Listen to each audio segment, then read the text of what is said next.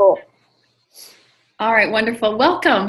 Well, thank you for joining us for Spring of Awesomeness. Today we have Rafranz Davis joining us to chat about personalized learning. Rafranz is well known in the ed tech world for many reasons. I first got to meet her at ISTE and appreciated the voice that she contributed to conversation and all that she offers and pushes the ed community into thinking about student voice and agency and equity. So recently, Rafranz was named one of the National School Board's 20 to watch, and she also joined a new cohort for TED Ed, which is really, really exciting, and I can't wait to hear more about that. Currently, she is Executive Director of Professional Learning and Digital Learning for Lufkin ISD. She's passionate about students that are learning, and she has worked with supporting Lufkin's transition to taking more innovative approaches to teaching and learning through integrated computational thinking makerspaces and community-driven personalized professional learning. So, Rafranz, welcome. We're so excited to have you join us at Prairie Lakes AEA in Iowa to chat virtually about personalized learning. Thank you for having me. I'm incredibly honored I've never been to Iowa, so this might be as close as I get to be there, or maybe I'll have to visit one day. Yes, you will have to visit, and I know that you're going to be Anita, so that's pretty close to Iowa. So, but you'll have to venture our way sometime in the future. I will gladly. So first off, you know, you and I, before we started recording, talked briefly about individualized learning versus personalized learning, and I know your passion is in personalized learning. So can you describe what that is for us? Sure. So I love being connected because I feel like that I don't have to come up with all these ideas myself. One of my good friends, Diana Laufenberg, did a great interview and talk with Tech and Learning magazine about the difference between individualized and personalized learning. And I've always pushed people back to kind of her definition that, when you individualize something, or the individualized learning is, when districts or whomever are letting something else kind of choose the pathway for the person, versus personalized when the person is doing it for themselves, by themselves. And I believe in that wholeheartedly. We use some individualized programs in our district, like Dreambox Learning for our students, but I love the freedom of choice, and the freedom of being able to say, let's say from a professional learning standpoint, instead of me giving our teachers with basically a menu, because by the way, I don't think that constitutes as real choice. It's a choice from a menu, but it's not really charting your own pathway. So I think that it's pretty empowering for a teacher to be able to say, hey, these are my strengths and these are my weaknesses, and here is what I am going to do to get to that point. Or I want to learn this just because I love it. And I think that is fundamentally one of the probably most powerful things we can do with our teachers, because if we do that with our teachers, there's a greater chance that they will think about those same ideals with their students. So that, I love the approach you just said. So if we honor educators, in turn, educators will honor students and bring that passion into their whatever drives their learning. I think that's a really, really good point, an important point, because we don't see necessarily professional learning in that way, right? Like it's usually done to us.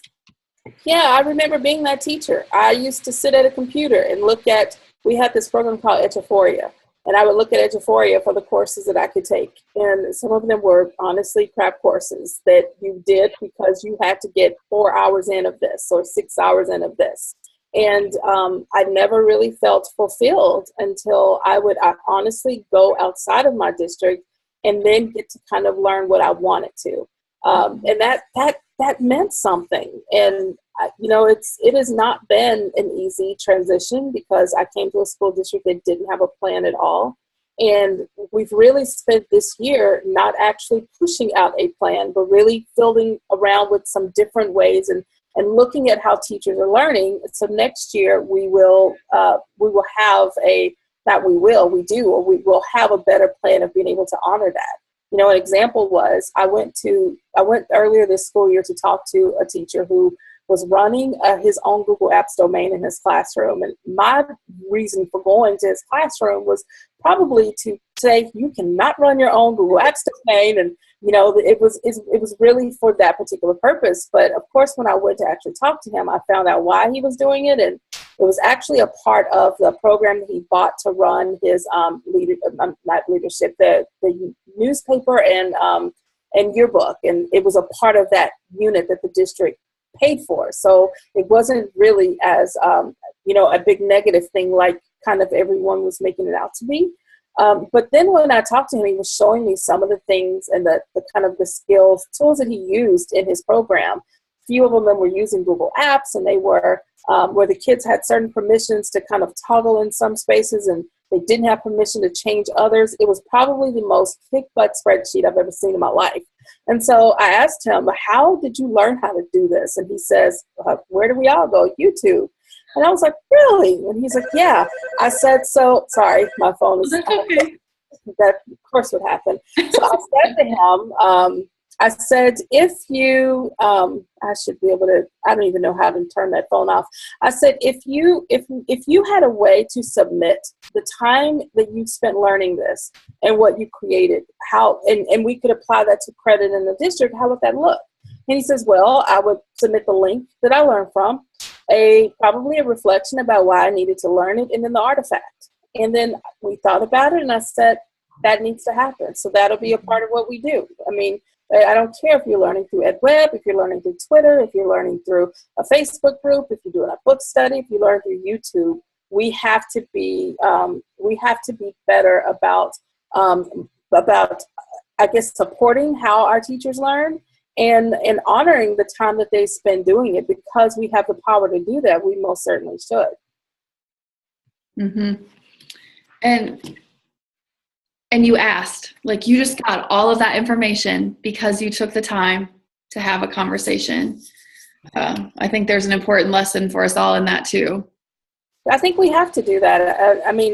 I can't remember a time of ever being asked, how do you want to learn? Or how does this look to you? No one has ever asked me that. And I did go to our campuses and talk to our teachers. I mean, we created an ambassador group. So I talk a lot to the teachers that are kind of representative of each campus. We have a community specifically for that. So when I'm looking at a program or a platform, I usually drop the link in there and say, hey, what do y'all think of this? And sometimes they like it, and sometimes they shoot it down right away. And it doesn't matter if I really like it. If they shoot it down right away, we might have a little bit of discussion, but at the end of the day, they're the ones that have to use it. And I think that it is really critical that we make sure that our teachers have a voice in what they use and how they use and what they do. And if you're not going to get buy-in if you don't do that. And I think that buy-in is really important. Definitely. So thinking about if we're empowering teachers to learn this way, and we hope then, a natural effect of this would be teachers will want to design or be inspired to design for students in this way. What advice do you have for educators to get started designing for personalized instruction? I think being informed is number one.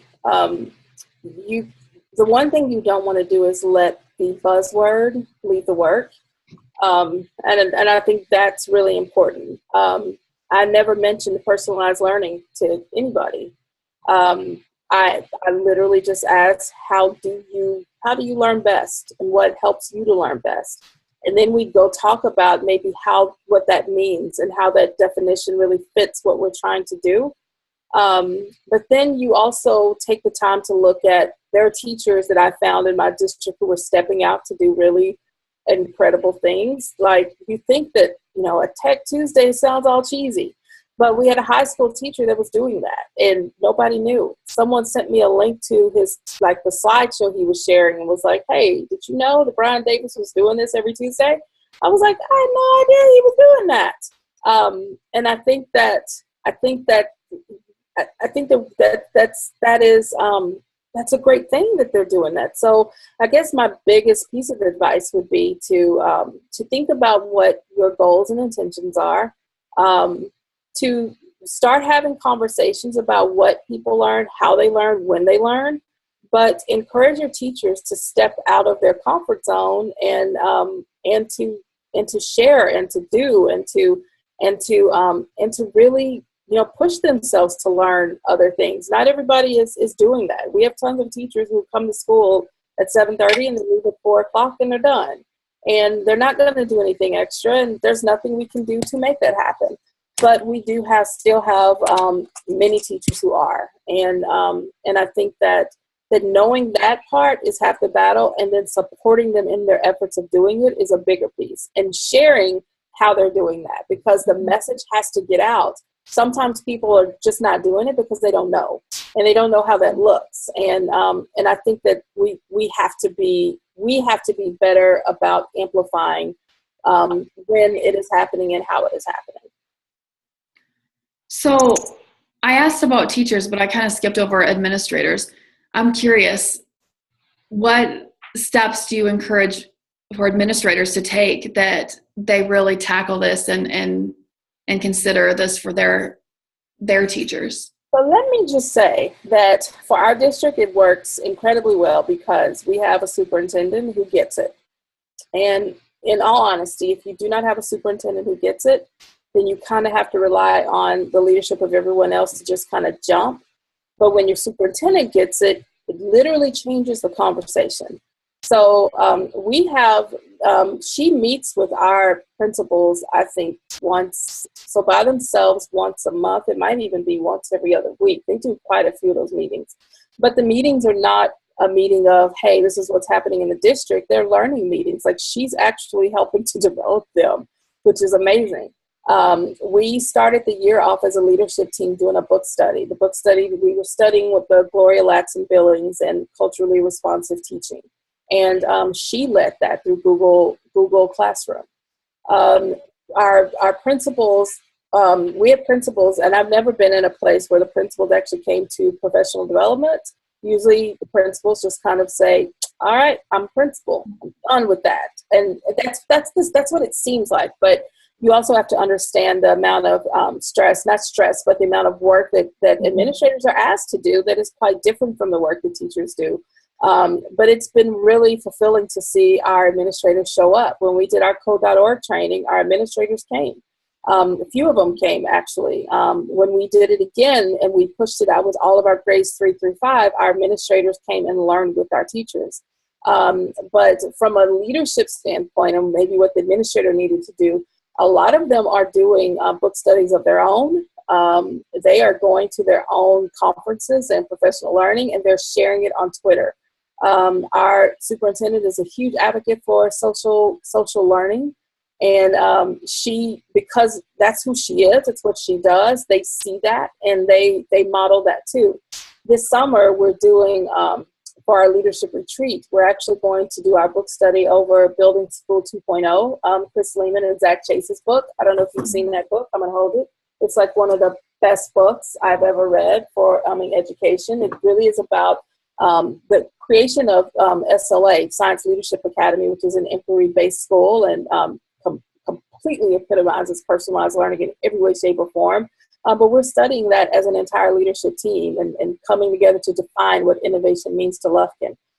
So, I mean, if it's just one or two, if you don't have that culture of learning from the top, it doesn't happen.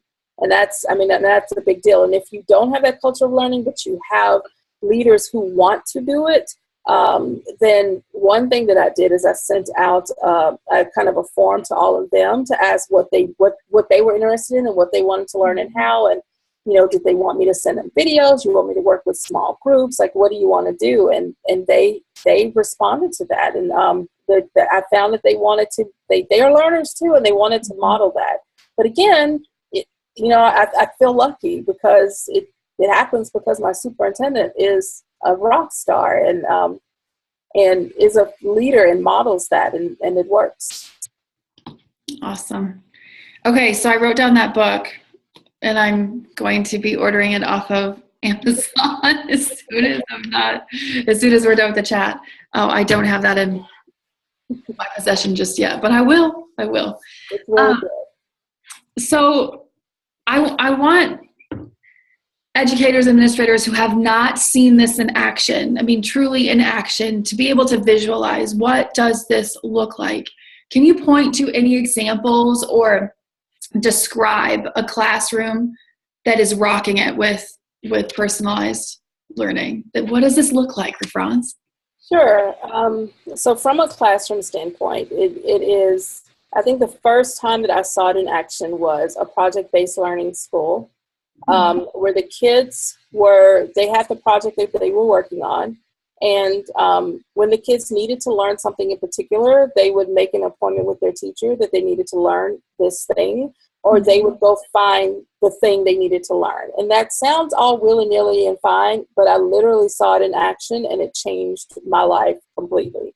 At the time, I was a classroom teacher, and it was not like anything I'd ever seen. It was opposite of the way my school wanted us to teach. It was students having the freedom and we make creativity a buzzword by default, but it was really students having the creativity and the ability to say, this is where we want to go, and here's what we need to do to get there. We have these steps already figured out, but these are blanks, and we don't know what those blanks are. So we need to find a way to fill in those blanks. And that was pretty amazing to see that happen. From a current practice teacher standpoint, we have a couple of teachers that are trying different things. So one of them just, decided to, use technology, and everyone gets technology, but she started out with just kind of putting, here are the goals of the day, and the students had to work through those goals. And I don't think that was really, I don't know if I really want to call that from a personalized standpoint. It was that the students knew what the goals were, and they were working through whatever the list of things, kind of the agenda for the day. Mm-hmm. I don't think that's really, it really describes personalization that much to me. It is, here's the list of things and the kids doing it. And I think that's a very different thing than versus, here is where I want to go, and charting that path to get there. In reality, unless you're doing project-based learning or inquiry-based learning, it is very difficult to do, because the traditional classroom isn't set up that way. It's set up for, here's the lesson, here's the assignment, let's go. So I think that you really have to shift your thinking to a more, the question drives the day kind of thing. And then you also have to really, as a teacher, consider, where can I make sure that if kids need to spend more time in an area, where does that happen and how does that happen? So as a teacher, you really have to think about the where does that happen and the how does that happen. But then how does that happen in the space of my classroom to make it happen, if that makes sense. Mm-hmm. From a leadership standpoint, it's much easier, especially with professional learning. Because professional learning, like our new evaluation system is coming, and there are 10 domains. But the teachers get to self-evaluate, and they get to decide, I feel like I'm strong with maybe my domain under classroom management, or I'm really strong with my domain under, pedagogy, or, formative assessment, or, whatever, they have all those different domains. So they can easily, from that point, say, here's where I'm weakest, and this is what I'm going to do to address that weakness. And I'm going to work with these people, and here's when we're going to meet. So you're having them to document and keep track of kind of what they're learning and how, but the how means they don't have to come to a 2-hour session after school to learn that.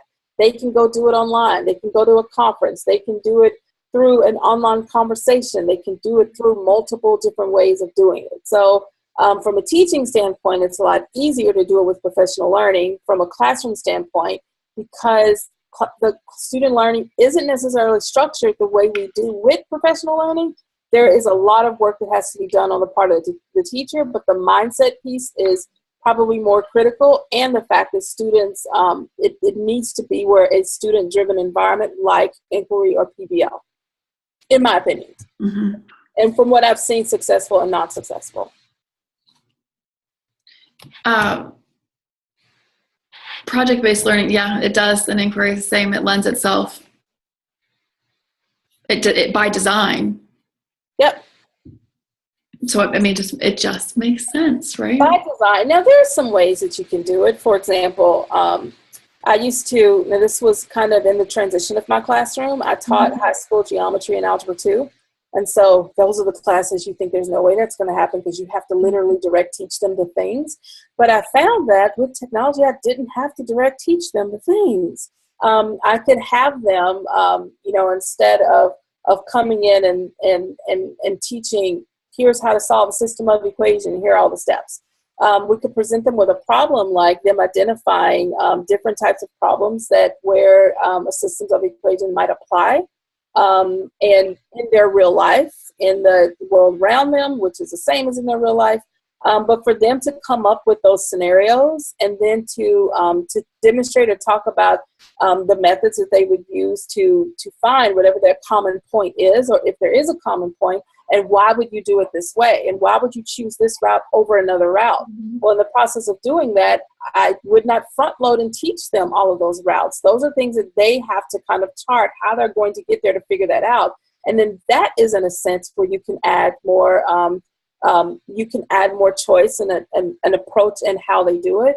But at the same time, that's more inquiry driven. That's not necessarily traditional. And again, that goes back to saying is we have to rethink who's the learning is for and why they're doing it, and make sure that that's the, I think that should be the end game and the goal. Are we there yet in Lufkin? No. Will we get there? Absolutely. So that leads right into your hope for education.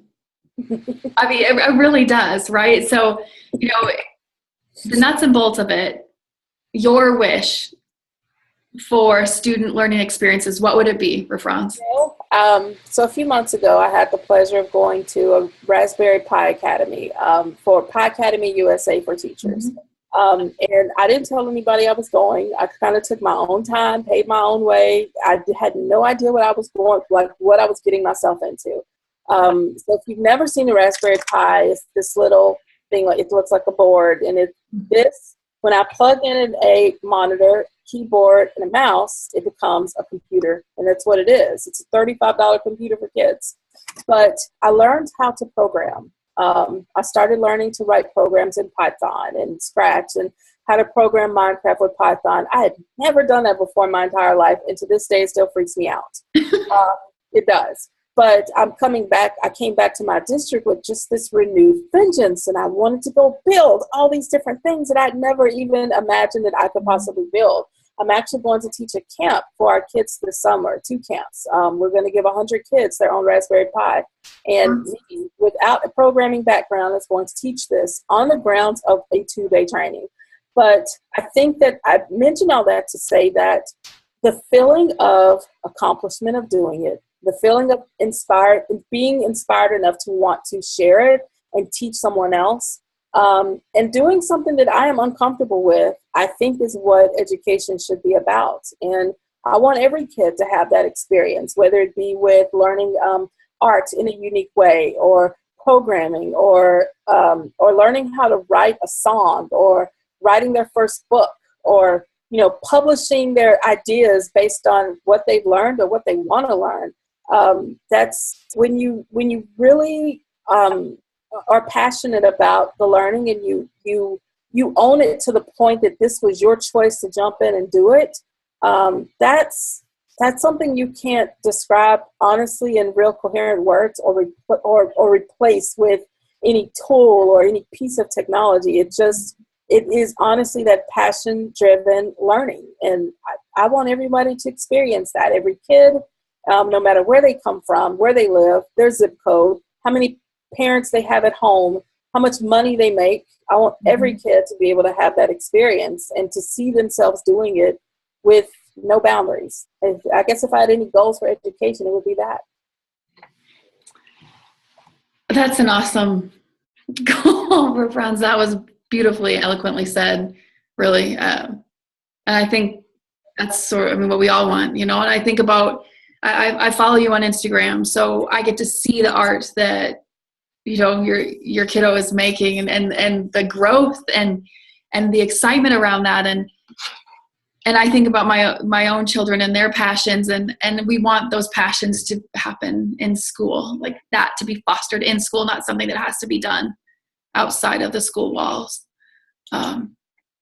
Yep, and it's up to us to figure that out. Mm-hmm. We have to think about what we prioritize and at what cost. And yeah, it is my nephew. I think he was really inspired this journey entirely. I watched him learn because he wants to, and learning through YouTube with no real trainer, but YouTube is honestly his real trainer, which also means that we have to change who we decide teachers are. That yes, we have our teachers in our classrooms, but honestly, the world is our classroom. And how do we honor that in school is our greatest challenge, but it's a challenge that is very much so worth it. Definitely. Rafranz, that brings us to about 12:30. So my colleague Meredith is on the Zoom with us. So Meredith, I don't know if you have any questions or not before we close. No questions. I just am very delighted to meet you and to hear you talk. I'm new in the ed tech world, so I appreciate all your very inspiring points today. Thank you. Thank you. And Rafranz, do you have extremely fun, and I don't know what you're going to ask me. What are you going to ask me? Because I might have said it before you asked me. Oh, go ahead, hon. Go ahead. Whatever you were saying is fine. I didn't mean to interrupt you. No, I was talking way out of turn. I was probably going, I don't know, I guess if I have one last thought, it was going to be the thing you were going to ask me. It honestly is to think about something that scares you to death. Think about something that you would never do in a million years because you're afraid you can't do it, and make that thing the thing you go do. Thank you. What an awesome challenge to us all. And thank you so much for taking time out of your day to chat with us. I will share the link when I have the video uploaded so you can see it too. Thank you. Thank you for having me. This was a fun conversation.